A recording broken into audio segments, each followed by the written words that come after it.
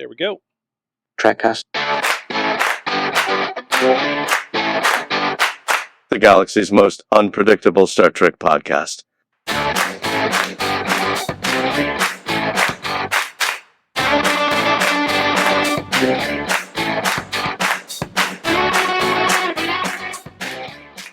My second favorite theme song.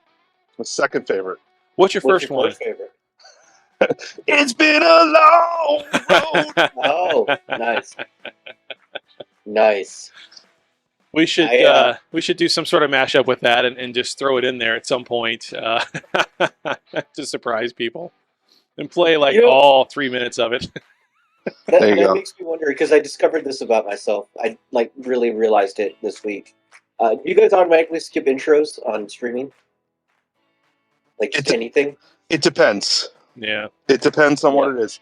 Sometimes, if I'm watching 6 episodes of something, the first time I watch the intro. And then the other times, I'll go past them. Yep. Except Deep Space Nine. Because I have to be in awe of the pylons. That's right, as you do. For 3 minutes. I just show them more pylons for a while, as Ransom said. That was hilarious. No, I agree. That's why I don't skip either. Prodigy this week. Yeah. I immediately just skipped intro without even thinking about it. Did you? Which one? It wasn't until after a Prodigy. Oh, okay. Yeah. Oh, well. All right, so we're a day away from Halloween. Dan already has his uniform on. Amazing. He's ready to go. I'm not wearing a costume. I'm just going to work. It's just a uniform. Yeah, he's in the shuttlecraft, right? Yep. Shuttle pod. Sorry. And of course, Daniel's day trading even on a Sunday. So that's right. That's right. It's all crypto, baby. That's right. I mean, that's what this is. When you're looking at Daniel right now in his home office, this is what he does Monday through Sunday, right there. Right. Making the money. There you go. Which has got to be hell over this last week. But anyway. Oh, dude, it's been nuts. Yeah. And I, of course, am in Studio One, Trekcast, or whatever we want to call it. I don't care. It doesn't matter to me. It doesn't have to be Studio. It could be Studio 69 for all I care. Everybody's Chad. It's the EIB. It's the EIB headquarters. There you go. With the golden microphone. Yeah. No, God, no. And the paper and the hard no. Hard no. Are those your formerly nicotine-stained hands? That's correct. Oh, God, no. We're just killing Daniel here. Are going down. Daniel's dying. He's totally dead inside. Oh, happened for a while. Ever since the Smashing Pumpkins. Oh man. Well, I'm glad to be here, everybody. It is our last review of Lower Decks. We have had a very, very steady all year long drumbeat of new Trek shows, and it doesn't stop even with Lower Decks being done on what I would call a pretty good finale. You can't say no cliffhangers because there was one, but it was also just a different storyline that they're just throwing back in there, saying they're going to bring it back up. As a teaser. It is a teaser. As a teaser. Yeah, it's not a cliffhanger. Yeah. It's a teaser, not an end credits or not a cliffhanger. So, and if you didn't see it, we're going to spoil that for you because it comes after the credits, and you wouldn't know any better if you always just skip those end credits. So, but it's like a Marvel show at this point. You got to wait until the credits are done rolling. That's right. And which is hard with this show because I find when the show ends, I'm not always sure it's over. Yeah. Especially with this show, and I'm like, is there another thing?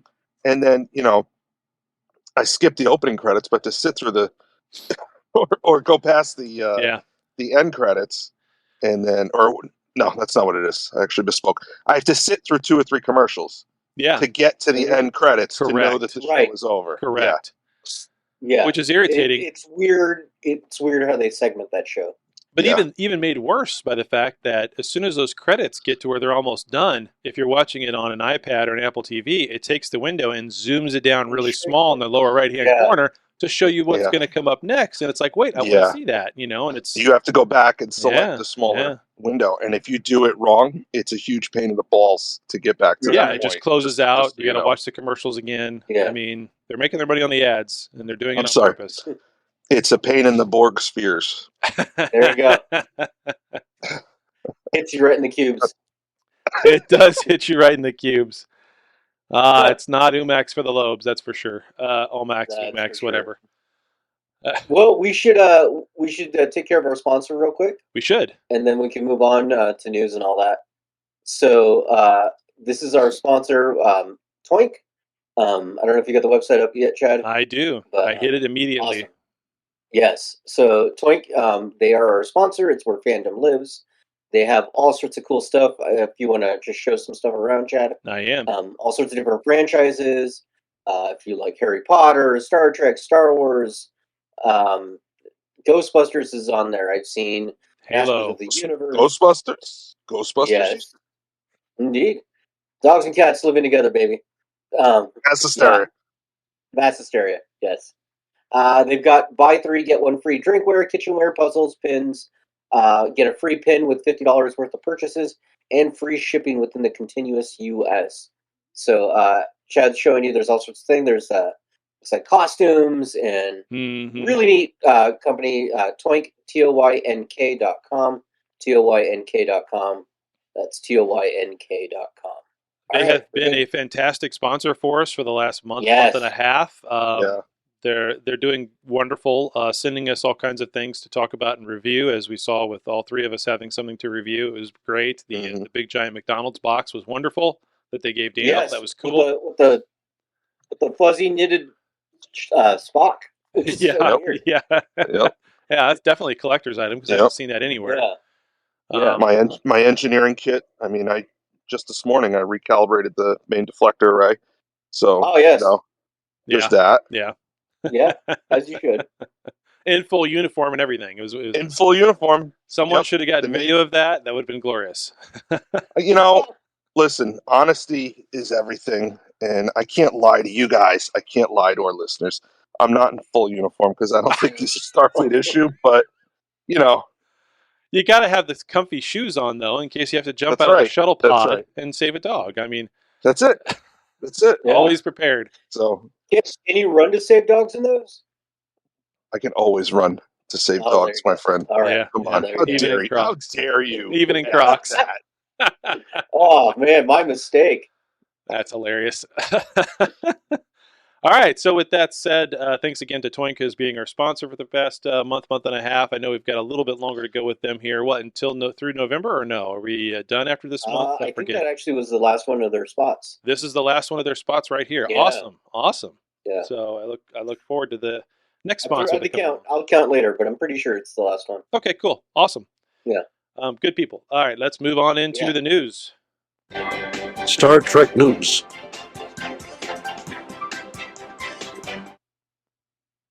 And all right, we've got some interesting news stories, but first let's get through some of the more breaking stuff. Okay. So our first news story comes to us from TV parrotanalytics.com. This is kind of interesting.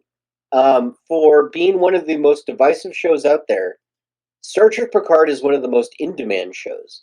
So TV Parrot Analytics kind of tracks the buzz of a show, like how much demand there is for a show coming up. And according to their new recent averages, they do what's called a rolling 30-day average. So in the last 30 days, how much social media anticipation is of a show, how much talk there is, how much, that kind of thing. Right. Star Trek Picard is up quite a lot. It is actually 20.5 times in more demand than any show in America right now, putting it in the top 98 percentile of all TV shows. Yeah. How much people are talking about that?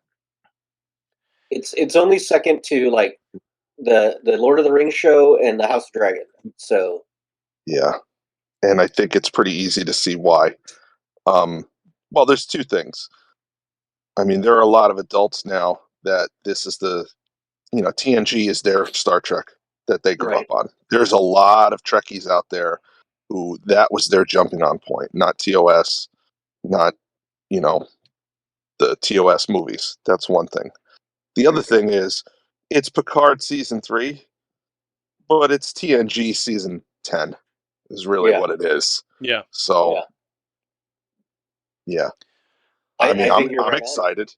I was going to say, I think the proof is in the pudding from the standpoint that all of us, the three of us anyway, and a lot of our listeners were really disappointed with seasons 1 and 2. We're not really excited about Picard at all when season 2 came around. Really lost interest halfway through that season. With its weird plot philandering around and the stuff with the Borg. I mean, just an odd season altogether. Agnes and everything else. So yeah, I mean, had we not seen something like a season 10 of TNG and all the original cast returning, we would have just really loathed looking forward to the final season of Picard. But instead, they finally did what they should have done in the first damn season and brought everybody back together. So yeah, I'm excited. They definitely they did the right thing. They did the only thing that they could potentially do to get people excited about a season 3. Plus, it's the finale of that season. It's we all know it's the final season, right? And so that in itself. Yeah. Jonathan Frakes has come out and said, "Who says that it's the final season?" It's Picard's. It's Patrick Stewart's final season, right? Right. Well, there's some buzz about us meeting his son, Picard's son. In this season. Is there? Yes. Yes. And it's all rumor at this point, and it's all who follows who on Twitter and whose resume, accidentally says what. These people have pieced some things together. That being said, I mean, the show is called Picard. It's not called Jean-Luc Picard. Right. Well, and that's actually a good transition to our next news story, which is from Den of Geeks, in which the showrunner for Picard Season 3, Terry Matalas, has let it slip that a proud Star Trek tradition of handing it off to the next generation will continue in Picard Season 3. So, with Geordi's daughters, with potentially Jean-Luc's son, with probably another Data daughter out there somewhere. Oh boy. We saw Will and Troy had their daughter. So why not? More kids. Do we think Picard's going to die in this season? Again? Why not? No, I mean permanently. Just keep dying. Yeah. Make him the Highlander of Trek. That's it. Highlander. Everyone knows if you want to kill a Picard, you have to hit him in the head. Come on. But every time he dies, they downgrade the android. So by like the 25th death, he's in a Johnny 5. Kind of like B4, right? Yeah. He's in a Johnny 5. There you go. Knock him down a few. I give it a 50-50 that they don't kill him. I think it's more likely that they don't kill him. That they don't kill him. I don't think they're going to kill him. Yeah. I don't think they're going to kill him. But I think this is it for him. Aside from, I could see him coming back for a cameo or something down the road, but as far as being a series lead or a series regular, the dude is 90-something years old, right? Yeah. Like 90? Yeah. Yeah, he's there. Every bit of that.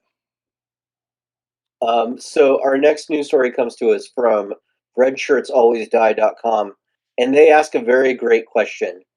If Star Trek is going to HBO Max, what's the point of Paramount Plus? If you don't know, all the Star Trek movies just about are heading over to Paramount or to HBO Max starting in November. You can watch all the original TOS movies, and some of the JJ movies are going to be there. And then on top of that, you can actually watch on Pluto TV. They have a Star Trek Next Generation 24 hours, 7 days a week streaming channel that's constantly playing old episodes of TNG. The over-the-air broadcasting channel, Heroes and Icon, also plays old Star Trek shows. So, yeah, you can still get it pretty easily, no matter where you're at, free or otherwise. So that's fine. I don't understand the comment of what's the point of Paramount Plus with all those other locations, because Because the whole idea of Paramount Plus originally was it's going to be where Star Trek lives. That's the only place you can get it. Yeah. That's why they're saying that. I guess I see that point, but if I was them, I wouldn't have all of it 100% inside of Paramount Plus all the time, no matter what, no ifs, ands, or buts anyway. I'd want to have all of it there, but I wouldn't want that to be the only place it ever was forever, never, amen. I would want it to be over on Pluto TV for free every once in a while, not all the time, but every once in a while. I'd want the movies themselves to be over on HBO Max like they're doing every once in a while or somewhere. Yeah. Right? So people can get, they should be there. It's okay for them to be there in addition to Paramount Plus. That's but what I mean. The whole idea is that, that's supposed to be the first place you go when you want to watch Star Trek. Yep.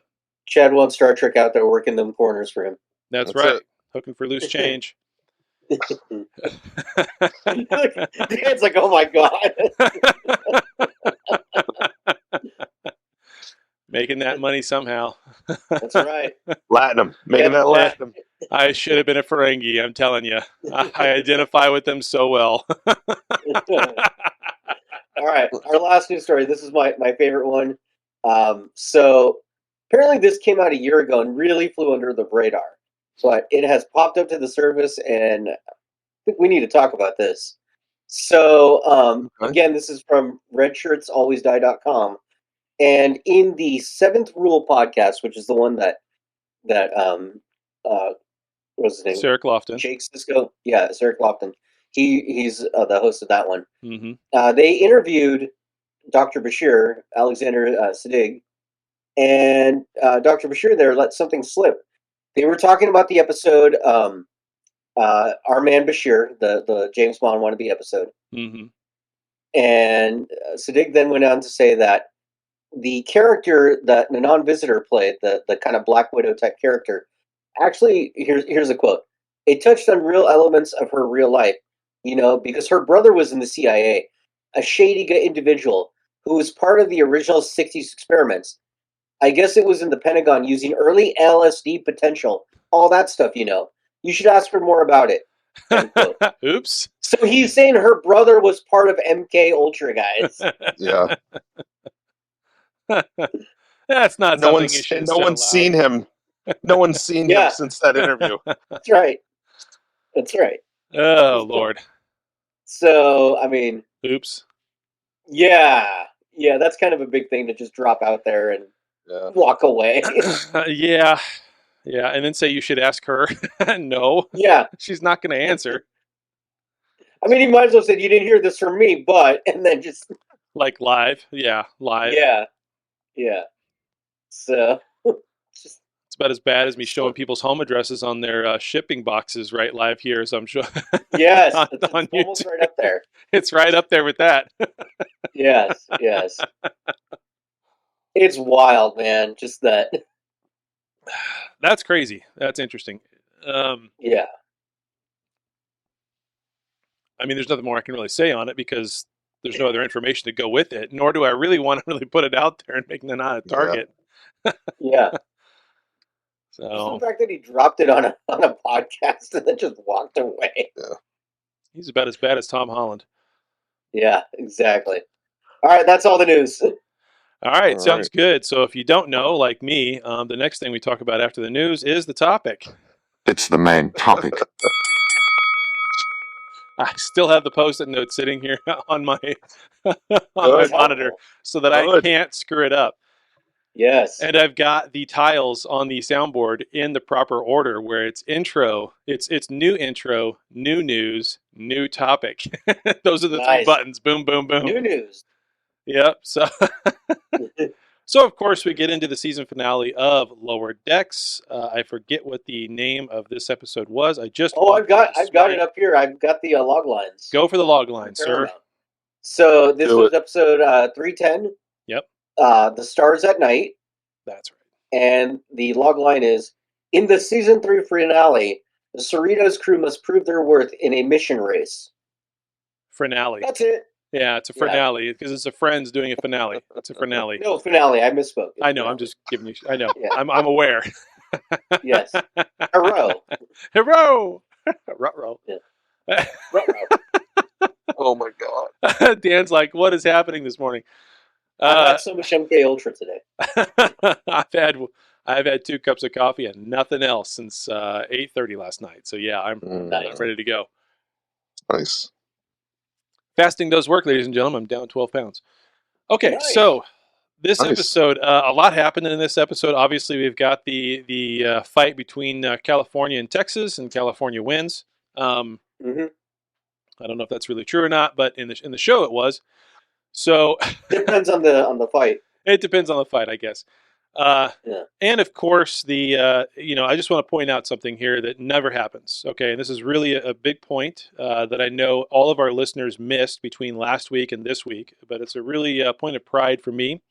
For once, I was correct. I was not wrong.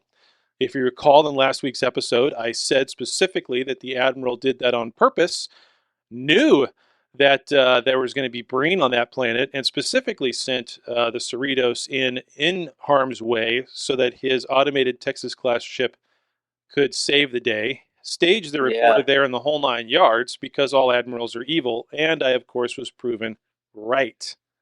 Thank you very much. Amigo was a bad amigo. Amigo was a bad amigo. I mean, who could have thunk it? I mean, was there any way we could have seen that coming? We will refer to him as Admiral No Bueno. No Bueno. That's his new name. Yeah. Well, he's dead, so I mean. For now. For now, right. Yeah, anybody can be brought back. That's true. Anybody can be brought back. They brought back Shax, no problem. Yeah. I still haven't mentioned it. No, it's hilarious. It's definitely a trope. But anyway, so the Cerritos is going to get decommissioned. The California class is going to get decommissioned altogether. The Texas class is going to take its place. Carol gets all mad and argues that there needs to be some way to redeem the California class. So that's what she comes up with, this mission race right off the bat. And you know it's going to be bad from the first moment when the Texas class is able to beam down instantly, full power plants, and then just take off. Just dropping buildings. And then taking off, just out of the blue. Sims. Yeah, exactly. It was Sims 4.0. But it was crazy and funny and hilarious to see that. Of course, it's all shiny and, state-of-the-art looking, and it's just instant, and there you go. So that was pretty good. But then they get to the second planet, and there's a problem right there off the bat, because it's not even doing its job. It's just simply showing up, dropping shit off, and leaving, right? Right. So you take the human element out of it, you've got a little bit of a problem. But all the other things that came along with that ship, pretty cool. Until, of course, with Rutherford's sharp eye and his bionic eye, really is fascinated by this ship and is studying it the entire time instead of really helping out with all of the the missions. He fixates on things. He does fixate on things, but good for him. He figures out why something's off. Turns out it's his code, and it turns out Rutherford is who he is because of Admiral No Bueno. Exactly. And that is where kind of things really start to fall apart. Is it's not a good program. That software has emotional issues. It has daddy issues. It's basically badly as a ship, Yeah. So big problem comes from that. And of course, the ship turns instantly on Admiral No Bueno as soon as he gives it full autonomy, like a dummy. Yeah. Oh man. Come to find out, there's 3 of these things, not one. And it starts blowing up the starship that they're at. Oh my gosh. So, but the whole time we've got, Mariner out having a blast. And I really honestly thought that this lady that she was with was going to turn out to be nefarious in some way, shape, or form, just like Mariner. But they pulled a rabbit out of the hat with that and did something original. She's just working for Admiral Picard's foundation. Yeah. Yeah. I didn't see that coming. I did not see that coming. I thought it was funny how she said, it's cute that it's cute that you think you understand how money works. Yeah, that was pretty good. She's like, how much does this ship cost? Yeah. Of course, she has no clue. Yeah. No clue. But that was it was a good episode all around. I mean, that's the basic synopsis of it. Is there anything specific we want to pull out and really dissect and talk about? Obviously, there's a cliffhanger at the end, but Shax's got to eject the warp core. He's been asking to do it for 3 years 3 at this seasons. point. Yeah. Yeah. He was so I happy. thought he was gonna cry. I think he did cry. Oh, he at the cried end. multiple times. I don't Yeah. understand making Shax cry, but I guess that's his new personality after death. I don't know. Well, you get emotional when you get close to death. That's Happens. true. That's true. I did Listen, love Boimler's every time- impersonation of him. Every time I eject the warp core, I just I cry a little bit. Little tears. Little tears. Little tears. How's that song go? I cry just a little when I think you're letting go. What That's song is the that? It's Pitbull song. only one song I want to hear. It's been a long road. There you go. It Does was that just- start every road trip you take, Dan? That song? Everyone, even Yeah. the short roads. Just go into the gas station. That's it. Yeah. Yep. Yeah.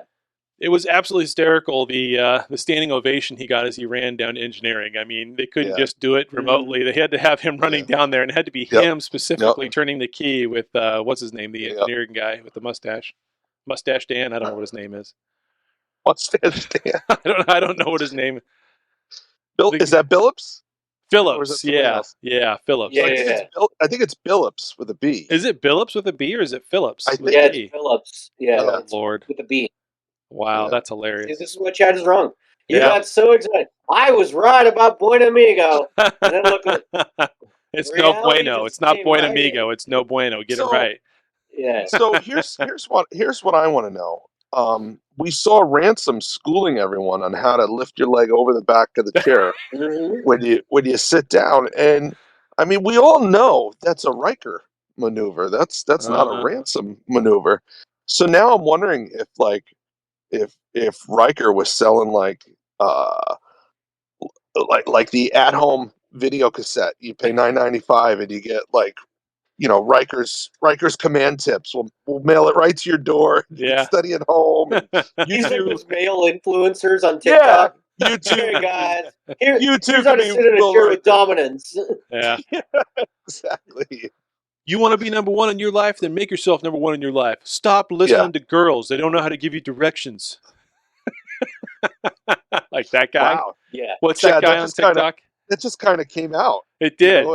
Oh, Chad knows. There's Yeah. that guy on TikTok. There's that older guy on TikTok who's always gives life advice about how to be a man. And the first time I ever came across There's a it, lot of those guys on TikTok. yeah, but it's an old guy. He's got the hat on backwards. I think he has something to do with the Barstool Network. He's freaking hysterical, and he's making the whole thing as a joke. He doesn't mean any of it. Yeah. But the first one I ever Okay. saw of him was that you need to make sure that the navigation voice on your phone and in your car is a man, because men don't take directions from women. Be a man. Oh, God. Like that's Wow. I always select the British lady. yeah. Just There you go. I don't know why, but I'll follow her anywhere. Yeah, I'll listen to any British librarian. I tell you. Before they did it on phones for navigation, Garmin did the navigation with Snoop Dogg. Like he recorded Yeah. it for them. Yeah. Yeah, and the Yeah. great thing about it is it purposely lied to you. So if you weren't paying attention to the actual map, it would trick you because it's Snoop. It's terrible. That's pretty Yeah. bad. That could result in some lawsuits. Yeah. Maybe that's why they got rid of it. Yeah. They do need to have You know- some different voices though for those kinds of things. They really need to give Well, us. They need to give Lashana us. Troy. Yeah, I was just gonna say, Majel Barrett. She recorded her Yep. her voice before she passed. Yep. Let's get on I that. want Peter Weller, man. I want RoboCop. That'd scare me. I don't know. Yeah, Peter I don't Weller, know. man, he was. Turn left. Turn left. Yeah. I want He Peter was a Cullen. menace. I want Optimus Prime. Yes. Yeah, that'd be And then good. why not? Let's get the other Peter Gabriel. Let's get him. No. Do it. He can sing all the directions. Might as well just go with Ed Sheeran if you're going to do that. Oh, Jasmine says Mr. T. Mr. T. Well, yeah. I pity the fool who don't drive the speed limit. Yeah.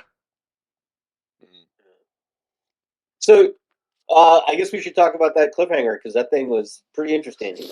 Yeah. It was. So there's a lot of things in the season that they left up to obviously next season, which they've done in Right. seasons past, where they just drop something one episode or two episodes, and then you don't hear about it for the rest of that season. Then all of a sudden, here it is this season, i.e., Peanut Hamper and Boimler's evil twin, who is now in Section 31. So those are two things that could come up at any given time, but one that they hadn't addressed all year long was Badgie, and here he is at the end in a post credits scene for a split second. He's alive. He is in a headpiece, I guess. Is that a leftover extra? I think it's Rutherford like part of the headpiece? computer. Yeah, Something. it looked like a Rutherford headpiece, kind of, but Yeah. whatever, it doesn't matter. He's alive. He's in there, and he's nefarious as ever because he's even got an evil grin on his face as he's getting ready to be beamed aboard some sort of ship. I hope it's the Packlets because he would just run right over them. Yeah. Well, Dan, do you think you know what ship it is that's taking him away? Well, I'm not sure which ship is taking him away, but I do have to point out that they have showed us this cold storage facility where all of these dangerous AI are put at the end of the episode. So I'm wondering if we're going to get a multiple episode callback where all of these dangerous AI come together and, I don't know, form an anti-federation. I don't know. Well, it did seem like that was the original plan for a while there, because you had in Discovery how much they hated AI. They kind of alluded to that in Picard in the first season. Yeah. And then this, those writers really hate artificial intelligence. It's the only thing on their mind because they're afraid they're going to lose their job. Maybe it's the Romulans then. Yeah. Maybe. We had someone in the chat, E6AJC. I've never heard, I don't know who that is, other than that's his name in Discord, but he says it is classified, correct. It was Rutherford's headpiece from when it got blown up in season 1 finale. Yeah, it looked like Rutherford's headpiece to me. Yeah. So that makes sense. Okay. Yeah. So the going consensus online, from what I've seen, so that was a green beam that got it, and everyone seems to think that's the Borg. That's picking could up be Badgie. The brain too. It's green, but it could be. Yeah, it's it could be the Romulans. I mean, it could be. I was going to say Romulans. Anybody's green. Romulans have been green. It could be the Packlets with a green beam. Who knows? I mean, or the Klingons. Or the Klingons. Yeah, anybody who's green. It could be the Orions. I mean, I wonder if this is a bit of they're just throwing it out there, and then whatever gets the most traction, they'll be like, "All right, I'll write it that way." It's Hulk's son. You know, he's green too. That's right. It's She-Hulk. She's come here to clap back. So she's gonna twerk on the Federation. Oh Lord. I did get Disney Plus this week, so I'll be able to watch She-Hulk and congratulations. Andor. So you got a neighbor? No, my father-in-law's dropping something off. So nice. give him the wave. Yeah. This window's not coming down, but I'll wave to you. You don't want to be live on YouTube, do you? That's right. So speaking of Andor, still haven't watched it. Continue. Yeah, I gotta watch it. Yeah. I've seen it. It's great. Is it? I like it. Yeah. Yeah. We've had some people tell us we should talk about it on the show, but we'd all have to watch it to do that. So. Yeah, I mean, I fully intend to watch it. Yeah. I do fully intend to watch it, but something about it, I'm just not dying to go watch it. It's a very adult show. Not that it's inappropriate. It's that it's complex themes that kids wouldn't necessarily get. Yeah. So it's very political, very cerebral. It's House of Cards. Yeah. House of Cards, Star Wars style. Yeah, kinda. I'm interested now. Yeah. I enjoyed House of Cards, even though I despise Kevin Spacey. You and everybody else, baby. Yeah. It was a good show up until we found out. Can you believe he's actually fighting Anthony Rapp's case in court right now? He already won. That just ended. And Rapp won? Who won? Kevin Spacey. They couldn't prove anything. I don't know the details of the. I don't know the details either. I don't know if we should really get into it because it's kind of dark. But basically, Anthony Rapp accused him of something, and there was not enough evidence to prove it. So because it's such an old case. So it was fighting uphill for sure. I just don't like the idea of Kevin Spacey coming back into shows and all that. I just I don't think that's happening. Be done and walk away, and you should be in jail. Thank God you're not, and just stop, go away. Just stop. Yeah. Well, there was, there really must have been not a lot of evidence because the standard of proof in a civil case pretty low. Is not is not proof beyond a reasonable doubt. It's a preponderance of the evidence, which is 51%, which basically means you have to prove, yeah, it probably happened. Yeah. So that's a pretty low bar. From my understanding, the case basically boiled down to he said, he said. Yeah. So that was it. Like there wasn't. I don't know. It seems pretty cut and dry to me. Between those two people, who do you think is telling the truth and who's lying? Oh, for sure. That's pretty freaking easy. I don't know. Yeah. So I think we're gonna see a big Kevin Spacey, Harvey Weinstein comeback. Those two are gonna team up. They're gonna come back together better than ever. They're gonna dazzle us all. No. And they're gonna do it by making a movie about Trump. Yeah. No. Oh God. I mean, just make it worse. I mean, just. No. Okay, back to start. Getting back to Trek. A much brighter topic. Yeah, tractor beam. Yeah, right back in course correction. Exactly, definitely course correction. Okay, Gentry says Dan Lombardo, space lawyer.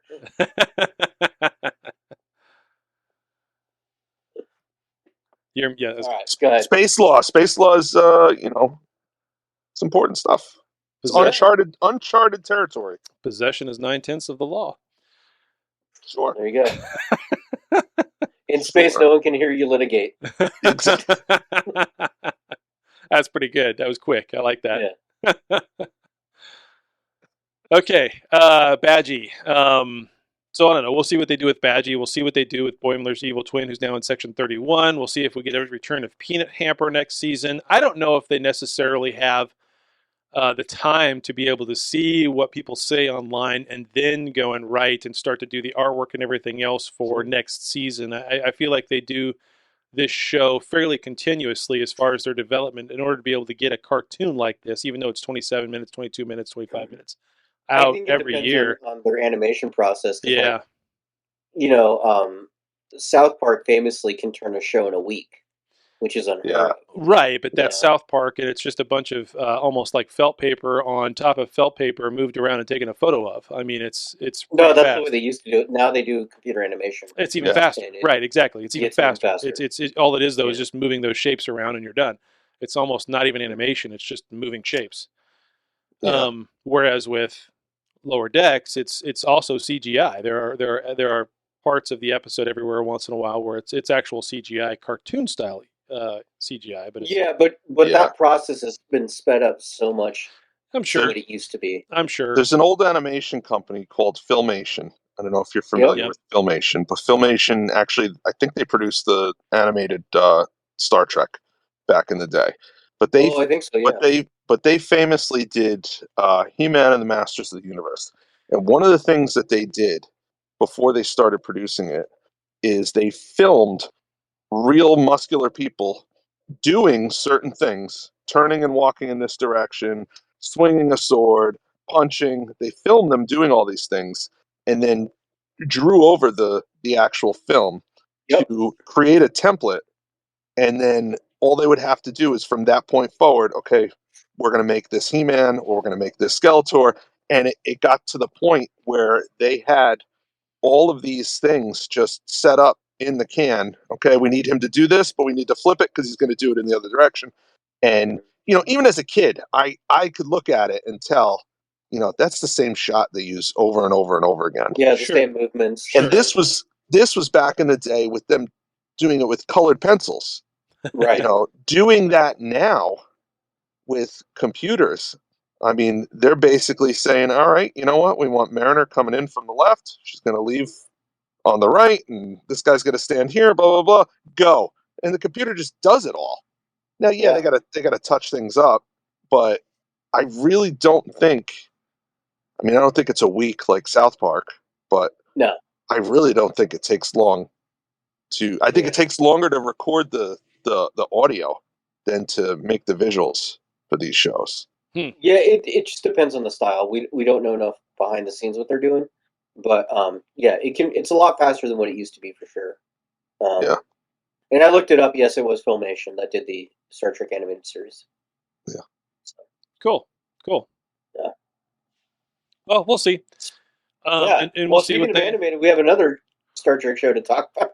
Yeah, let's get into it. Prodigy. Yes. So, were you guys caught up on Prodigy at all, or No. did you go into this cold turkey like me? I was not caught up, and I know we talked about just skipping to the premiere of season 2 and watching that. Yeah. But I had some time last night and this morning, and I said, you know what? Let me just power through and watch the whole thing. So I'm actually caught up. Okay. I watched the whole thing. So Okay. So this wasn't the premiere of season 2. This is the premiere of the second half of season 1. Is how they're counting it. all right. Yeah, I know. Odd. Whatever. Yeah. Yeah, I know. Technical. Yeah. Apparently what they've done is, so they debuted it very early on Paramount Plus. Then recently they've aired the last few episodes on actual Nickelodeon, so that by the end of last week, the new premiere starts today or this week on Paramount Plus. So if you were watching it on TV, you would be caught up. Yeah. That's how they set it up. Gotcha. Yeah. All right. So which explains why there was no recap at the beginning of this. Yeah. Okay. Yeah. That makes sense. Yeah. No That makes recap. sense. Gotcha. Yeah. I mean, it's a show. It's obviously not geared towards 45-year-old men. It was, it's cool to see Janeway again. It's cool to see Chakotay again. I did watch the episode from last season where they used pre-recorded audio from old episodes, and they had Scotty.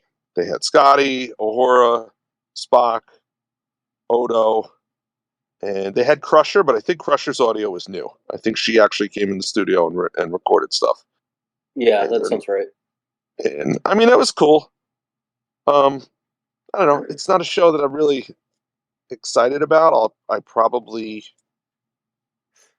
might watch it. I mean, you got kids in that target demographic. Would he be interested in it? Well, here's the thing. He's 10 years old. He and we watched the first 3 or 4 episodes when it first came out. And then we just kind of fell off and didn't watch the rest of it. And when I sat down to recap it yesterday, he was in the room, and I said, "Hey, I'm gonna watch this for my podcast. Do you want to watch it with me, or is it not something you're interested in?" And he said, "Yeah, I'm not really interested. I'm gonna play on my iPad instead." Well, there you go. Okay. Yeah. So, I mean, that's kind of his age, though. He doesn't want to do anything except play on his friggin' iPad. But that is the new TV. That or Switch or something like that. Yeah. Yeah. Watch some YouTube. Well, that's how bad it's getting. It's like I see him on the Switch and I'm pleased. I'm like, all right, well, at least he's down in the living room with other people interacting. Right. Yeah. Yeah. I get it. Well, the log line for this episode 111, Asylum. The log line is: at the edge of Federation space, the crew applies for asylum at a comm relay outpost, only for their starship to reveal a shocking true purpose. So there you go. Yeah, it's a kids show. Yeah. So some of the logic doesn't make sense. They go to this Federation relay station so they could contact the Federation.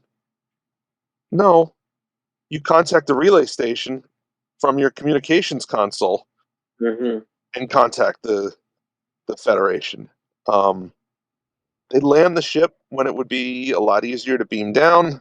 They kind of forget about the transporter until it's convenient for the plot of the show. So there's a lot of that. And I know that happens in Star Trek, period. But there's a lot of that in this show where, I know the mechanics of Star Trek. I know how it's supposed to work. And do you think they do that because their audience is kids and they aren't going to either pick up on that and they're just using it for their plot devices, or? I don't know, because then they'll have an episode where some of the concepts they're talking about in the episode are pretty out there. Like they go through a tachyon storm, and the ship is now existing in 6 different time frames. So everybody on the ship who's in a different part of the ship, time is moving at a different speed, and so this guy's already dead. but the other 5 people aren't dead yet because time's moving at a different speed, and the girl who her time frame is moving the slowest. It's up to her to save the ship, so she's got to learn how to be an engineer. And so this guy died in 10 minutes, and she spends 4 months learning how to fix the ship so that she can fix the ship, so that in the end everyone gets saved. So it's like they're doing some pretty out there concepts. Yeah, so it is out there for a kid to try to swallow that. Yeah. There's the main plot involves time travel, and so I don't know. Well, I mean, I wonder if that's easier concept for kids to get right now, especially with like Marvel movies and doing multiple timelines and multiverses. So because it's a little bit out there right now, it's easier to grasp. There is also a such thing as you're going to be putting out a concept that the kids don't understand, but maybe they'll be entertained, and at the very least, maybe start to have a conversation about what does that mean and how does that work and where does that play into and then maybe they're interested by it later on and remembering it, getting into newer or for them newer episodes of TNG or anything else as they get older. But as a teaser, that does happen. But it does happen, right? It does happen. So, so I guess that kind of makes sense. I can remember the very first time I heard the term DNA and understood, or was made to understand what it is and what it does. Daniel, can you guess? Do you know where I'm going? Oof. It was a cartoon. I want to say Ninja Turtles? Nope. No, it was 10 years earlier. 5 years earlier than Ninja Turtles. Oh, I don't know. There was a mini series of G.I. Joe where they were stealing genetic material from like famous generals and they made a composite clone to create a new leader. Serpentor. Yes, but here I am. I'm 10 years old. I'm like, DNA, what's that? And they explain on the show exactly what it is. So, I mean, to this day, when I think of DNA, I can't help but think of G.I. Joe. Interesting. I was never a big G.I. Joe guy. No, not huge. I never even watched any of the shows. Well, don't go watch them now. They're dated. They're pretty dated. I did watch cartoons as a kid, but I really didn't watch cartoons as much. I mean, when I was little, I did. But by the time I got into kindergarten and first grade and all that, I wasn't watching cartoons. I honestly don't know what the hell. You strike me as a Speed Racer fan. Nope, wasn't watching Speed Racer. No. Oh, okay. I don't recall really watching a whole lot of TV as a kid until I really actually doing anything on television until I got a Sega Master System, then a Sega Genesis, and we had a satellite. There you go. So, like by the time we got into all of that, I was old enough to really go to town with stuff. But before that, I didn't really. Then I had a computer, and I really spent a lot of time on that. But no, I just wasn't really much on the cartoon, comics, any of that stuff. Really growing up, a little bit here and there, but not a lot. All right.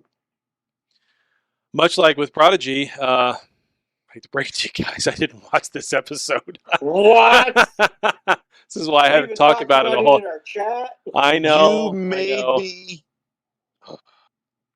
I kept meaning to get to it and I never did. In fact, I watched Lower Decks 20 minutes before this show started, so I finished watching it right before this started. So wow, it's just been a very busy week. So wow, I apologize.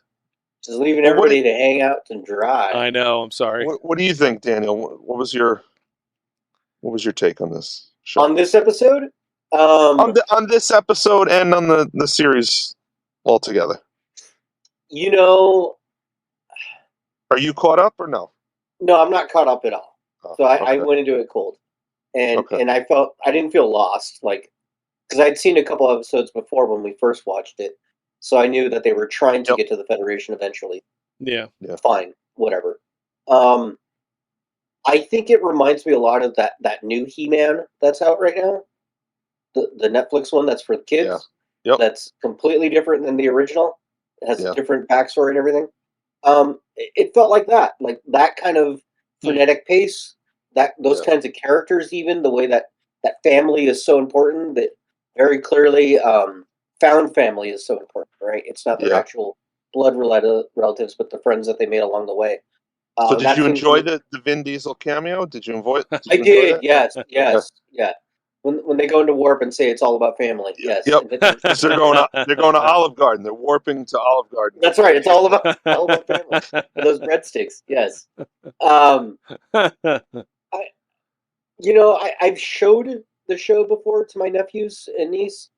They all, like your son, like, oh, it was cool the first time, and now it's like, I got other stuff to do. Yeah. So, yeah. I don't know what that says for the franchise, but I don't know what that says about kids in general, honestly, because so many kids right now at that age bracket and that age group, they're not watching traditional television anyway. They're watching YouTubers. They're watching streams. They've got a whole different subset of people that they're interested in and follow. Things like Mr. Beast, things like Timo, and those guys over in Britain that are doing all the Minecraft stuff. You know what was interesting to me, though, is I did notice that when I was watching Prodigy, the commercials changed, right? Because it's a different demographic for that show. Yeah. And I don't know about you, Dan, what commercials you got, but one of the ones I got was Lucky Charms? Of course. Yes, I did get a Lucky Charms one. No, I'm serious. I did get one. Yeah, okay. For sure. Yeah. But I also got, I don't know if you got this one, a Barbie podcast commercial. No. Like Mattel or whatever is making, they have kids doing what we're doing right now. Yeah. Oh my gosh, really? Well, yeah. I'm a Barbie girl in a Barbie world. I mean, that may be the quote on a t-shirt. I'm a Barbie girl, quote, Chad. Yeah, there you go. So here's the thing. I mean, marketing, it's literally their job to figure out what the kids are interested in. Right. And do that. So I brought up the Lucky Charms commercial because it was a commercial for Lucky Charms that looked like you were playing Roblox. Yeah. Okay. Like a game. Yes. Yeah. Yes. And then a big thing came across the screen that says this is advertisement. So they're they're covering their bases, but it's telling the kids to, you can go play a version of this game on the Lucky Charms website. And, there's a big banner that says, it's an advertisement. We're telling you to go play a commercial on your computer. Yeah. But, it's things are different than when we were kids. And the marketing people are seeing that. And they're not trying to hold on to the past. They're going with it. Yeah. So, I don't know if Trek is really doing a great job of that, but yeah. But I mean, I can remember my son when he was little and he first started watching YouTube videos on kids' YouTubes with the kids opening the surprise eggs and the little toys and all that. And then when he was done watching that, he wanted to pretend that he was on a show. So he would play with his toys and pretend to be talking to the subscribers at home. So it's a whole different, it's a whole different thing that kids are doing now. And I don't get a lot of it, but it is what it is. The Barbie commercial was interesting because the way they were couching it was, we're going to give you storylines that you can play with your dolls later, which is weird. Huh. Yeah. I don't know how that would play in terms of kids listening to it. I don't know. That's what I mean. Like, I think it's so weird. I think it's a slippery slope for them. I know they want to use the online experience and the podcast experience and the TikTok experience to drive the sale of toys, but the reality with the animated series for us. Yeah, but the reality is a lot of these kids, once they start doing these other things, they're not interested in the physical toys anymore. My son has tons of toys that he just doesn't touch anymore. And he's still into Sonic the Hedgehog, but he doesn't want to play with the Sonic toys. He wants to play the Sonic game or watch the video of someone else playing the Sonic game. So we're coming to a point where it was that this stuff was all done to push the sale of a product, and it's morphing to the stuff is the product. The digital stuff is the product. Yes. Yes. Well, and they're not gonna buy the action figure, so sell them the Robux so that you can buy the digital action figure in the game. Right, yeah. Right, but they won't buy the toy to play with, but they will buy the collectible to sit up on their shelf. Yes, that's the other thing. Even the kids will do that, right? So yes. mine is very much into Sonic right now, big time, and would take anything Sonic, pillow, doll, just to put up on the shelf, not to play with, right? But to look at or to have as their decoration, right? So yeah. And of course they want the games and the shows, and they're watching all those everywhere they can. But Sonic has had such a resurgence because of those movies. Yeah, I really didn't think it was going to have that big of an impact. They're okay movies, but I didn't think they did that great. But yeah, it seems like it's everywhere with Sonic anymore. They did a lot better than they were about to do. They had a major course. They had a major course correction when people came out and said that right there sucks. Don't do that. Yep. And they were like, "Hey, let's. We got some time. Let's fix this." Right. That was very smart on their part. Right. Good on them for that. They reinvested more money, and it was a very smart move on their part. And here they are. So. Yeah. So yeah. All right. Well, should we get into feedback? Yeah, we should get into the feedback time. Here we go. Let's enter feedback.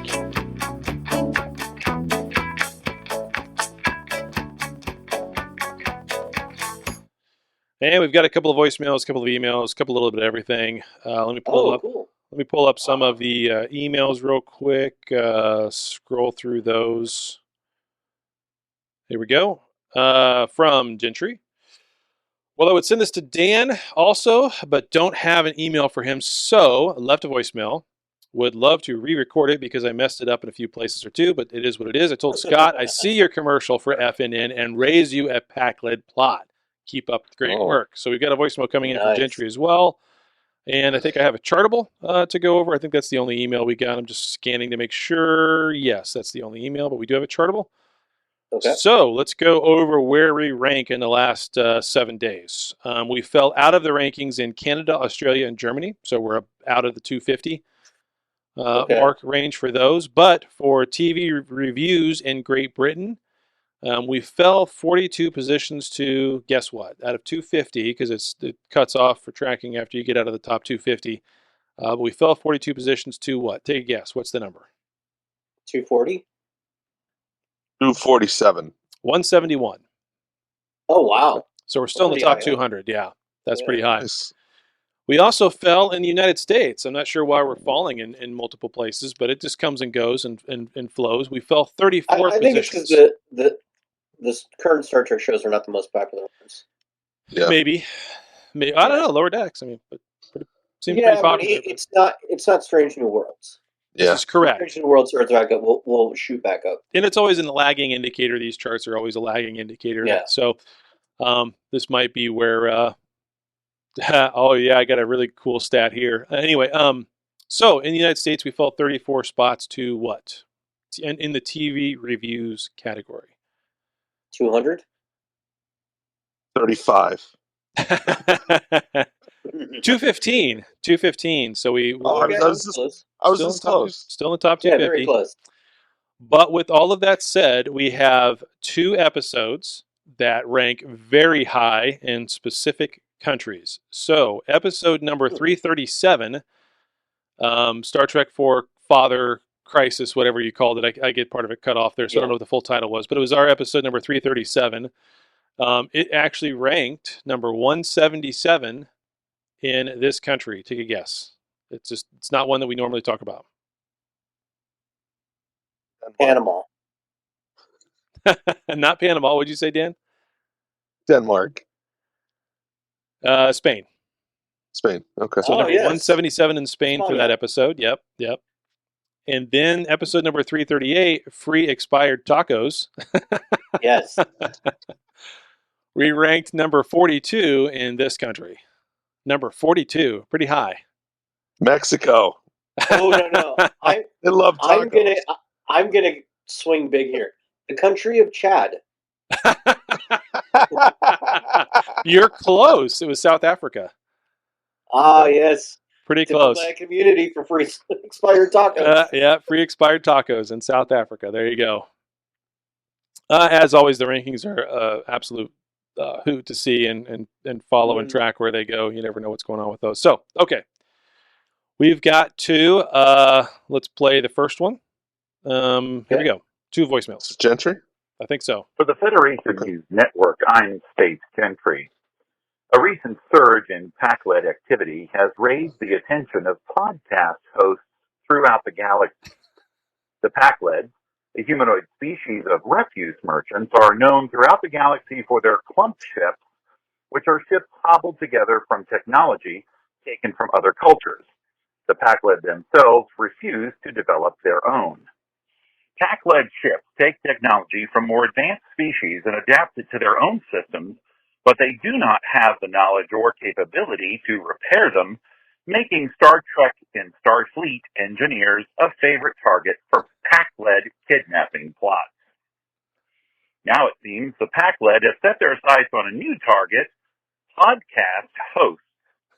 A single unnamed PAC-led has recently begun co-opting time away from certain less regulated or less organized podcasts and offered reviews of other programs. A universal ploy among the PAC-led is to insert themselves into seemingly hopeless or innocent situations with the covert intention of absconding with their stolen prize. What starts with a few innocent reviews quickly becomes an hour-long diatribe covering things from things that make them go, how strong Big Strong City is, and the amount of money they believe they are owed from the Federation for rescuing lore from deep space. Already affected by this PAC-led plague have been several podcasts, including Shut Up Wesley, Janeway Did Nothing Wrong, and the popular weekly series Triple Stew. Who the PAC-leds will target next is unknown, but with recent surges in activity, podcast hosts will be needing to be on extremely vigilant, or else they too could become part of the We Talk Good PAC-led network. Reporting for FNN, I'm Space Gentry. That's pretty good. Where's he going with that? That's pretty good. Space Gentry. Space Gentry, yeah, I love it. The We Talk Good is my favorite AM radio show. Yeah, We we talk good. That's pretty funny. Thank you, Space Gentry. Yes, thank you. Yep, as always, we appreciate it. Here is another voicemail that answers the questions about whether it's hard taco shells or soft taco shells. Oh, good. It's both. Soft tacos are the best. That's all there is to it. Especially when it's her puffy soft tacos. It's what? I'm not gonna repeat it. Especially when it's puffy. what? The puffy soft tacos. You ever had those? Like a gordita? Like the real puffy shell. Yeah. The want to be like non-bread that isn't. Mm-hmm. Yeah, I like puffy tacos. Puffy tacos. Yeah, it is what it is. Yeah, I like the double decker taco, which Taco Bell has discontinued. Yeah, yeah, they are. I'm still upset about that.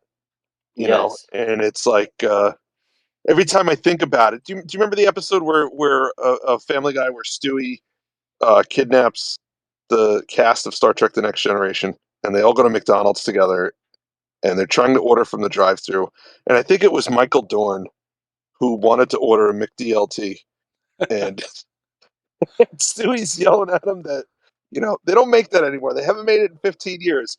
And his argument was, but they have everything in there to make it. They could just make it for me. Yes. And that's how I feel about the double-decker taco. It's literally a soft taco shell.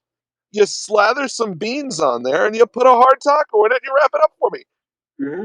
Yeah. How could you discontinue that? You have everything there. Yeah. Just make it. That would be funny to drive around the different drive-thrus and just order something that's not on the menu, but you know they have the ingredients for, and see how often they just make it. Yeah. My favorite fast food item that's long gone you cannot get it. They don't even have the items all the way. Is the Taco Bell chili cheese burrito. Do you guys remember this thing? No. It was Chili different kinds of cheese beans, burrito. like a chili cheese beans, Yeah. and then cheese. Dude, it was amazing. So good. Just gone. Yeah. I remember the Frito Last infinite burritos. time in I don't know if they history. still have those. The burritos with the Yeah. Fritos in them. Fritos? Yeah, those are good. Yeah. I know they do the Dorito one. They have a Fritos one right now too. Do they have a Fritos still? Okay. Yeah. I heard I know the they're bringing back the McRib. Yeah, I was going to say they're bringing back I heard that piece of garbage. I would never eat that in a million years. You saw my McRib analogy. Oh yes. No, Very what was accurate. what was I don't it? like McRib. The McRib is a deadbeat dad. It comes around. It comes around once a year, and it's supposed to be a big deal, but really, it's just a piece of shit. Yes. So we're gonna get some hate mail now from Yeah. Federation citizens all over the place who love the McRib. But Pack- whatever. Your I'm comments on the prepared. McRib have been. So you know how I like to pose questions to our audience Mhm. every week, just about. Mhm. Your Yep, McRib yep. has inspired me for this coming week. You'll All right, see. good. Good. Yeah. Good. But this week I did ask our audience, what's better, hard shell or soft shell tacos? Yep. Okay. What did you guys pick? Let's get your. I already said this. It was soft taco. That was me on the voicemail. So Okay. it was a puffy soft taco. No, I literally, it's both. Yeah. When we have tacos at home, I have my wife, hey, do we got any beans? And I warm up some refried beans, and I make a double-decker taco at home, and then I hold my finger to the air to Taco Bell, and I enjoy it at home. Yep. So. Yep. Do you want the best refried beans out there? Because I will give you a secret. Ortega's in Yeah, a can. give me the secret. Okay. You get some chorizo. Some what? Right? The chorizo, Mexican sausage. Yeah. Right? Yeah. Mexican sausage. Cook that up in a pan. Put the beans in that. Mix them together. The most amazing refried beans when you combine them. But sausage. That's not beans. That's sausage. It's Mexican sausage. It's different. Oh. It's not like a breakfast. Still sausage though. You can put the word Mexican in front of it. So It's still good. sausage. It's I mean, so good. it does sound good. Yeah. That's not necessarily refried beans, but it's amazing. I get you. There's German sausage, there's Italian sausage, there's Mexican sausage. It's funny to me that all these different cultures have decided to take the leftover scraps, independently of each other, have decided, let's take the leftover scraps, grind them up, and shove them inside the intestine, wrap that up, and we'll eat that later. Yep. I think that's... it's necessity. Haggis, same idea. Yeah. It's necessity if Yeah. you really look at it. I mean, yeah. We used to be very creative as a people on how to get everything out of our food stocks, right? Yeah. We don't have to do that necessarily anymore. Now we just get creative on how we can apply everybody else's food stocks into one thing and call it Tex-Mex or who knows, right? So, yeah. So according to our audience, hands down, it's soft tacos. People love soft tacos over. Yeah. Yeah. So because the hard ones, they go over. You take one bite, they blast into a million pieces, and they just shatter. Can we just do quesadillas? I mean, it's the same damn thing. So what? Quesadillas are great. Yeah, it's quesadilla. Quesadilla is a pancake version of a taco. I mean, it's easier to eat, right? So there's so many things wrong with that, Jack. Yeah, true. So many just the white guy here saying it's all the same thing, right? I mean, it's still a tortilla, it's still meat, it's still cheese, it's still whatever. It's all the same thing. I mean, then a hamburger is a sandwich. It is a sandwich, yeah. It is a sandwich. Yeah, that's all. Anywhere I go all over the place, right? So I travel all over the place for work, and everywhere I go, this food's the freaking same everywhere. I mean, some places taste better than others. Some places know how to do barbecue. A lot of places do not. Some people put coleslaw on their burgers, and I want to smack them. But whatever. I mean, it's still all the same type of food, though. Everywhere you go, it's just all the same type of food. So that's true. Yeah, so a lot of soft taco love in our group. Yep. What about you? Oh, me? Yeah. Come on, man. For a taco, it's got to be a soft taco. All right. But because I would rather have a tostada or nachos than a hard shell taco. Oh yeah, chips and dip, baby. Yeah. Chips and dip. Mm-hmm. Yep. So that's my weakness. Oh, we did have people X up. If you guys want to chat with us, X up in the Oh yeah, into the that's chat. part of our feedback as always. So I know Chaz is going to. But I can hurry see it up, coming 'cause- out. There it Yep. is. Yep, starving. immediately. I'm starving. I at this am too. point. We're I haven't talking eaten about since chips 8:30. and Yeah, salsa, I'm ready to go. tacos. It's almost Yeah. noon. I can eat at noon. So There you go. There you go. here we go, Chaz. Okay. Do you guys cut up your corn tortillas and fry them like chips or anything? I've done that and mixed it with scrambled eggs, and that's a very Mexican dish. Yep, Oh, really? I never tried Yeah. that. done that with I scrambled have- eggs. I. So what was the question? No, What you was take the- we cut up- corn tortillas, you cut them into chips, and you fry them. Yeah, like your No. mesa tortillas you And buy then in a big stack at Walmart for like Uh-huh, $3, and you just Yeah. stack them all up, cut You them make into tacos triangles, or and throw them whatever, on the and put 'em in fryer. a- Yeah. Mhm. But No, real I've good never- chips. You ever try that? I've never done that. But you're talking about eggs. I've mixed chili with eggs, and that's amazing. I don't know if you've ever done Yeah. that. Salsa and eggs, and Yeah, if you want chili, if you ever have a hankering for chili for breakfast, just mix some eggs into it, and there you go. You just justified it. Enjoy your breakfast. Well, I kind of want to travel after that, you know. I have to drive like 30 miles to the city, so if I mix chili with eggs, it's chili and eggs. Yeah, it's not for the faint of heart. Aren't those might well be with missing a rancheros? sock on the way to work, so. Right. Yeah. Tribbles and chips. Yes. Tribbles and chips. That's funny. Yeah. It's good stuff, man. What'd you think of Lower Decks, Chesbin? This season was great, you know. Yeah. The only thing missing was more pack lids, so I wanted more pack lids. Because this show, it's perfect for, I don't know, just a stupid enemy like that. Mm-hmm. They are smart. Yeah. Yes, exactly. I don't know what you're talking about. We are smart. Yeah. It's kind of like watching Idiocracy or something, like if they went to space. So, and I'm hoping that Badgie maybe is with the Packlids and not the Borg, because let's take a break from the Borg right now. Yeah. You're all borged out, huh? Well, they've just ruined their whole last season plot line. They've just ruined the entire thing with the Borg, with everything that was happening on Picard and Agnes, and just just total mess. Just walk away from it for a while. And I miss that stinger, because every time the credits start rolling, I see the countdown for Discovery coming up. I don't know why my Paramount always shows Discovery after Lower Decks is over, or any show. Yeah. They're like, hey, you want to watch Discovery? And I'm like, no. When they say a countdown, is it a countdown until they just play a Discovery episode, or is it a countdown until a new season type thing? Just next episode, gotcha. Yeah, which I don't understand Bastards. why. Bastards. Because they've got to push people to watch it. Well, I think what they want is somebody to forget about it, and that counts as a view, and it goes on the record. Oh, Lord. Right. They're trying to backdoor us here. Like, hey, if we do this, somebody has to go get the coffee or whatever. We play part of that episode. That counts as a view. Boom, you know? And that kind of messes it up, so. Yeah. Yeah. For sure. And Dan, I want you to do the G.I. Joe PSA. Public service announcement. Hey, kids, don't huff glue, you know? Something. Do a PSA after the end of the show and have the music going. So. I will give that some the thought. uniform.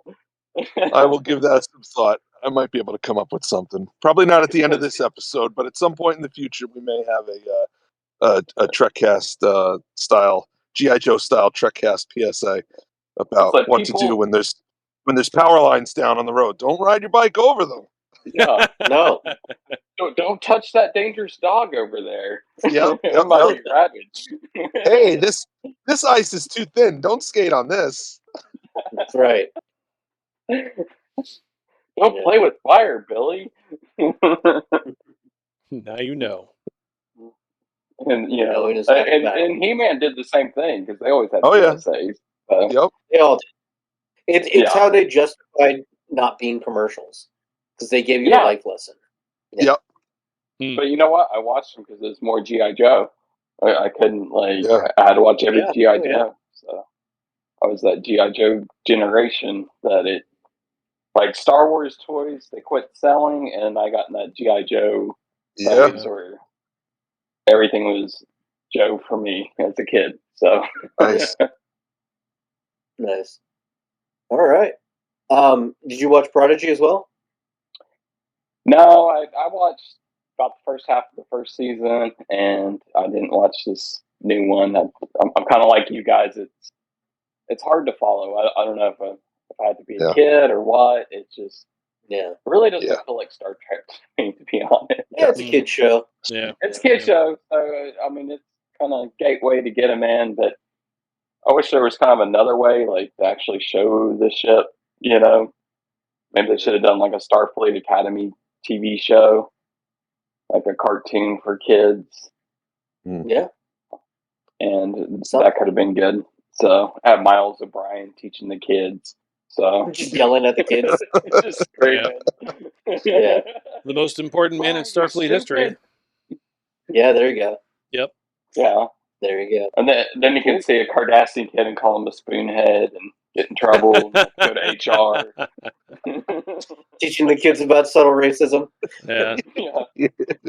So Miles is back in HR again. He put all that kid a spoonhead and a carny. So party. That's pretty cool. Yeah, absolutely. They could go all over the place with that. Yeah. Well, thanks for being on, Chazbiz. Yes, thank you. Thank you for listening. It's been a great season, so thanks a lot, guys. Yeah, it has been. Thanks for listening. As always, going to put you on mute. There you go. And then Species 5618 is unmuted because he X'd up. I know that's Taryn, though. Yeah. Hey, good morning. Good morning. I didn't have much to what's up, man? Good. I didn't have much to say about Star Trek, but when you said chili cheese burrito, I just had to jump in. Right? They were delicious, right? Seriously. They came back a couple of years ago, and I think I had it every day until they went there and they ran out. So I'm still waiting for it to do a comeback like they did the Mexican pizza. Yeah, right. Yeah. We'll save that for the Trekcast or Foodcast podcast. Yep. We could do that after Thanksgiving. Yeah. Just straight up food, you know. Or right before Thanksgiving. Actually, that's probably better, but whatever. But no, I didn't get to watch Prodigy, but I did watch Lower Decks, and no, it was actually pretty good. I enjoyed the whole season, to be honest. It was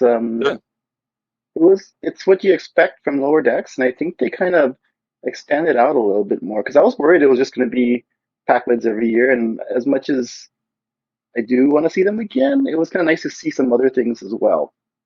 And it's a short season. The episodes are, if you ask me, too short. Yeah, they really are. More, there's at least 4 or 5 90-second commercials that pop up, so it feels like the commercials are longer. And I swear, it's the same commercials every time. Yeah. And, but yeah, it was actually pretty good. The one thing I was cracking up. It was when Picard was revealed, and I could just picture. I just say, wait, so is she related to Vosh or not Vosh or or what is this? And I was so hoping they would have done a cameo or they would have shown Picard or something. And I think they missed out on that. Yeah. What if they said Vosh was her mom? That would have been awesome. Yeah. Yeah. And then you don't spell it out, but for those that know, they know. Right. And just leave it as an open-ended, you never know kind of thing. Yeah. Or even when she was pulling up Admiral Picard, show the was it Family Guy that Patrick Stewart is on, and show that version of his cartoon self. Yeah. Yes. Oh, American Dad. He was the CIA that's right. Director? Yeah, American Dad. Yeah, he's director of the CIA. Yeah, British accent. Exactly. Yes. Yeah. Yeah. That would be classic. Yeah. Oh. He's going to end up with more daughters than Data. Yeah. Yeah. Or Will Riker, right? You always thought Will was the one spreading it around all over the place, and at the end, it's Picard. spreading it around. Picard is boldly going, yo. They're gonna bring Tom Hardy back. Yeah. Yeah. That's funny. So that's the new one, Tom Hardy. That's what I'm picturing. I don't know if I like that or not, though.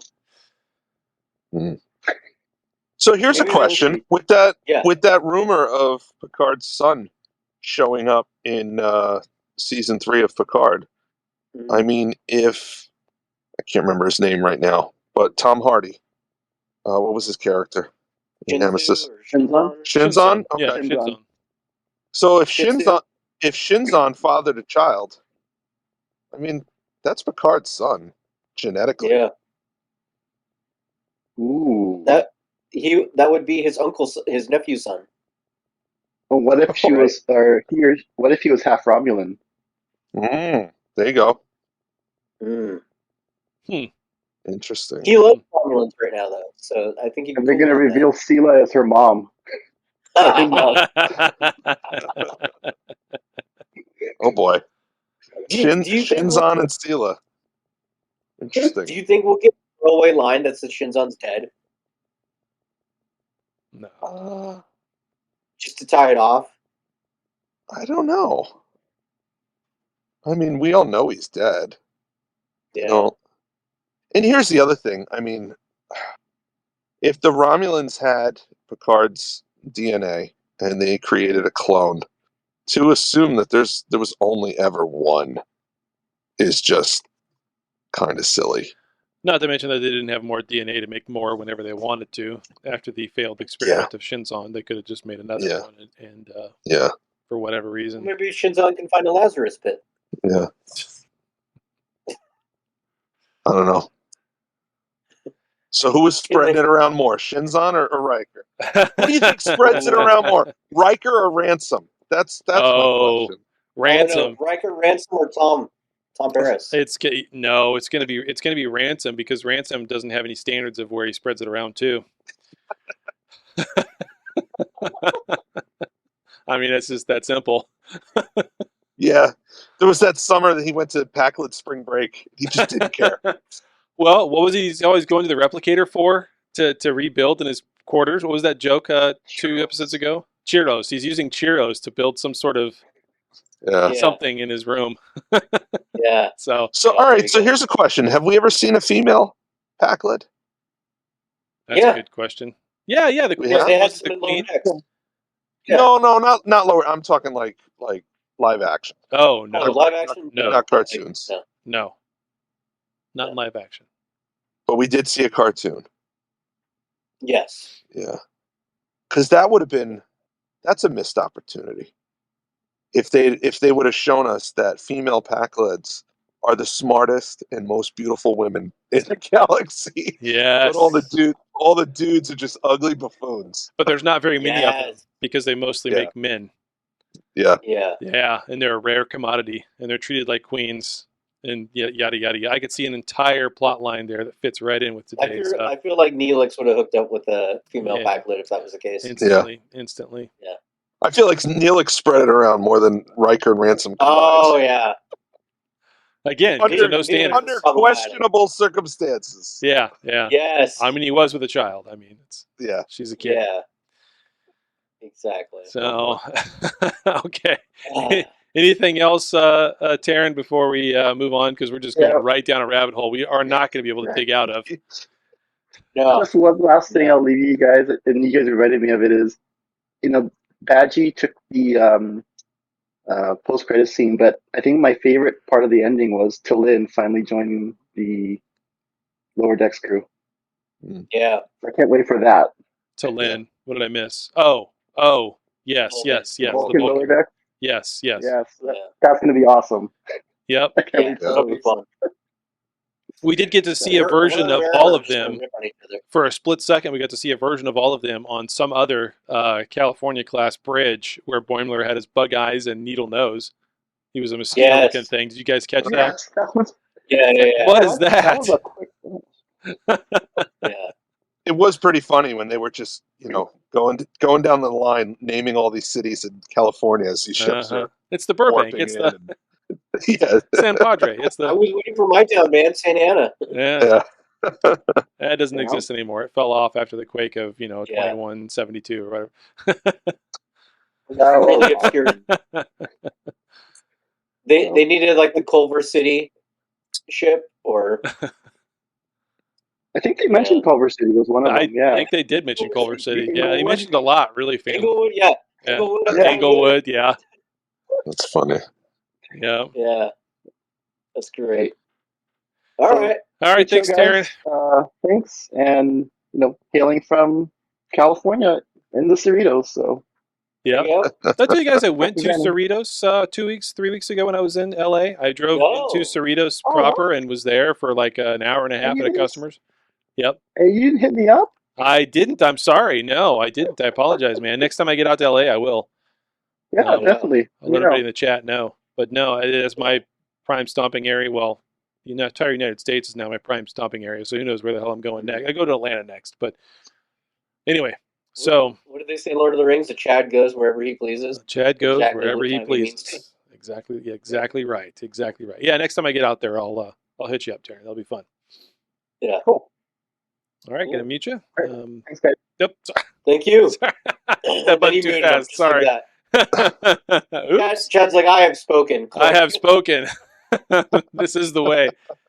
Are there any cool catchphrases like that in Andor? I'm really looking forward to those, but probably not. No, it's too cerebral for catchphrases. Okay. Too. It's like political stuff, right? It's very political and spy thriller. Yeah, so they're But it's not like political. point of order. But not political Point as of in order. U.S. politics, right? Please don't tell me yet. A lot of smugness. A lot of Shit. smugness in Andor. Well, especially in the Empire. Well, well, that's the Empire, though, right? So yeah, it's serious, not funny. Well, that's I'll take a serious I'll have to turn on watch it. it. That's because She-Hulk looks watch. completely stupid, silly. So, but anyway, back to a more pressing and more important thing before we get too far down the ending and the wind down of the show. It is apparently maybe not today, but maybe it was yesterday or it's tomorrow. I know Halloween's tomorrow, but it's Danielson's birthday. Is it today? Is it today? Happy birthday, today, friend! yeah. Happy birthday! We are in the middle of it right now. Awesome! Congratulations for thank making you. it around the sun one more time. Yes. So what is our voicemail number? If anybody wants to call in and wish him a happy birthday, perhaps sing to him. Everybody show should next call week. in. Yes, everybody should call in 816-287-0448. Sing happy birthday to Daniel. I know it would right. make his Sing heart for the swell. moment. Yep. Yes. Call in, sing it in Spanish, sing it in French, sing it in German. Sing it in Packlet. Sing it in Pack. Oh, we got to get a Packlet happy birthday. That's amazing. That's amazing. Oh God, a Packlet birthday wish sounds amazing. Yep. All of the birthday wishes to you, my friend. So all of them. Yes. I hope you have a good day. Thank you. Thank Yep. you. Yeah, it'll be nice. So. And I wish I would have known sooner. Awesome. Yeah. Than right here on the show as it happened. Oh well. It's fine. Someone probably said something to you on Facebook, and I missed it. Sorry. It's all good. Yep.